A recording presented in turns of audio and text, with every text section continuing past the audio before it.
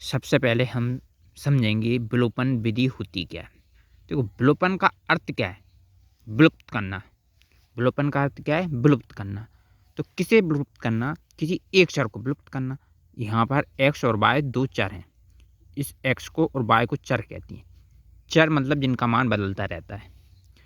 तो ये समीकरण दिया है और ये दूसरा समीकरण दिया है। तो इसमें एक्स के गुणांक क्या हैं? यहाँ पर एक्स गुणांक 2 है, यहाँ पर 3 है। तो इन्हें बराबर करना होगा। या तो वाई के गुणांक को बराबर करना होगा या एक्स के गुणांक को। किसी एक चर को विलुप्त करना है, हटाना है। क्यों हटाते हैं? ताकि दूसरे चर का मान निकाल सकें, इसलिए। अब विलोपन विधि के लिए क्या करेंगे? सबसे पहले जो भी समीकरण दिया है उसमें समीकरण पहला जो है 3x + 2y बराबर 11, उसको 1 मान लेती हैं। और 2x + 3y बराबर 4, उसको समीकरण नंबर 2 मान लेती हैं।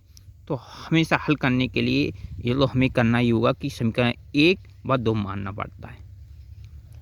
अब क्या करेंगे? अब हम यहाँ देखेंगे। देखो, यहाँ पर x का y का गुणांक देखते हैं। तो हम क्या करेंगे?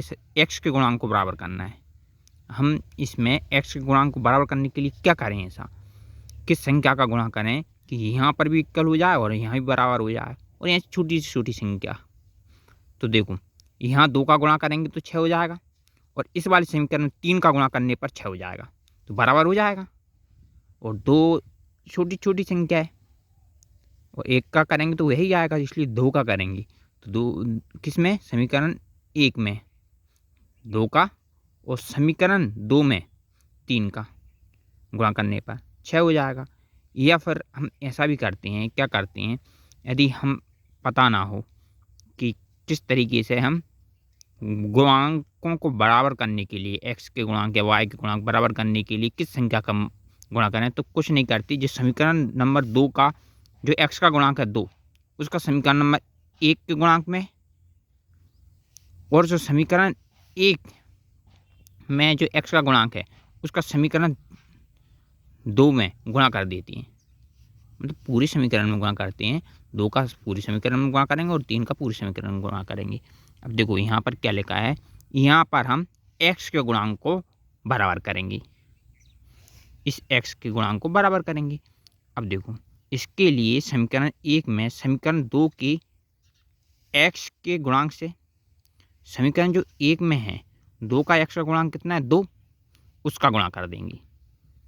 और वैसे भी हम 2 का ही गुणा करेंगे, क्योंकि यह भी 6 होगा और यहाँ पर 3 का गुणा। अब तथा समीकरण 2 में समीकरण 1 के x के गुणांक से गुणा करने पर, x का गुणांक कितना है? 3 है। तो समीकरण 1 में x का गुणांक 3 है, उसका समीकरण 2 में गुणा कर देंगे। ये तब सिचुएशन है कि जब हम लग रहा है कि हम किस संख्या का गुणा करें कि इसमें कि ये x का गुणांक बराबर हो जाए या y का गुणांक बराबर हो जाए। तो हम कुछ नहीं करना, हमें देखना है समीकरण 1 और 2 में देखना है। समीकरण 2 में x का गुणांक कितना है? 2, तो उसका समीकरण 1 में गुणा कर देना है। और समीकरण 1 में x का गुणांक कितना है? 3, उसमें उसका समीकरण 2 में गुणा कर देना है x का गुणांक बराबर करने के लिए। तो देखो, समीकरण 1 में 2 का व समीकरण 2 में 3 का गुणा करने पर, अब देखो समीकरण 1 में जैसे ही गुणा करेंगे तो ये 6x आ जाएगा। देखो यहाँ पर 2 में करेंगे, 2 का किया है, 2 4y हो जाएगा। यहाँ करेंगे तो y से आ जाएगा। 2 का किया है यहाँ पर, देखो समीकरण 1 में 2 का। अब 3 में समीकरण 2 में 3 का, देखो समीकरण 2 में 3 का गुणा कर 6x, ये 6x आ गया। 3 का गुणा करेंगे 3y में तो 9y आ जाएंगे। इसमें 3 का गुणा करेंगे तो कितना आ जाएगा?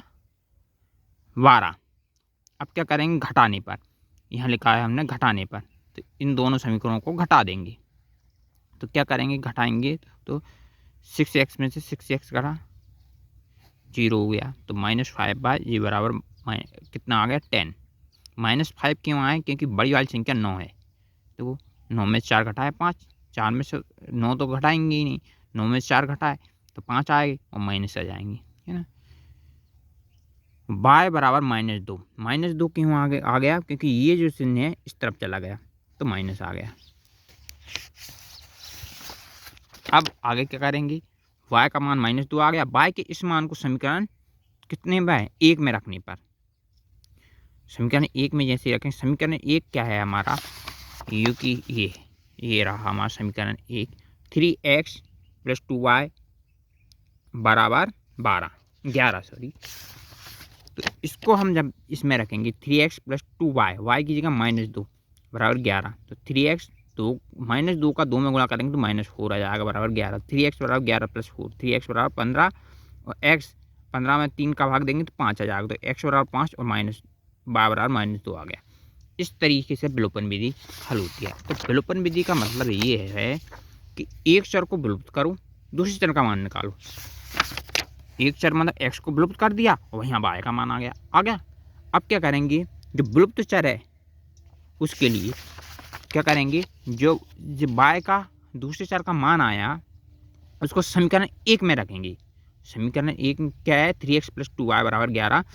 क्यों? क्योंकि जो विलुप्त चर हुआ था, जो शब्द x हमने विलुप्त किया था उसका मान भी निकाल सकें, इसलिए वो जो y का मान आता है उसी समीकरण 1 या 2 में रख देती हैं, 2 में भी रख सकते हैं। तो इस प्रकार x बराबर 5 y बराबर -2 आ जाता है। ये सारी विलोपन विधि का सबको मैटर होता है क्या, कि सबसे पहले जैसे विलोपन विधि से कोई भी प्रश्न हो, क्वेश्चन उसको हल करना हो, तो ये देखना है कि इसमें x का गुणांक बराबर है या नहीं है। यदि बराबर होता तो हम या तो जोड़ देते या घटा देते। यहाँ x का गुणांक बराबर होता है, जोड़ देते घटा देते तो अपने आप ही विलुप्त हो जाता है। यदि नहीं है बराबर तो गुणा करना पड़ता है। और गुणा किसका करना पड़ता है, ऐसी संख्या का कि ये बराबर कर दीजिए। देखो यहाँ पर 2 का गुणा करने पर, यहाँ 3 गुणा करने पर ये बराबर हो जाएगा। या पता ना हो उसके लिए क्या बताया है, मैंने ये बताया है कि यहाँ जो समीकरण नंबर 2 में x का गुणांक है 2, उसका समीकरण 1 में गुणा करने पर कर देंगे, और समीकरण 1 में जो x का गुणांक है 3, उसको समीकरण 2 में गुणा कर देते हैं। इस तरीके से विलोपन विधि हल करते हैं। Thank you.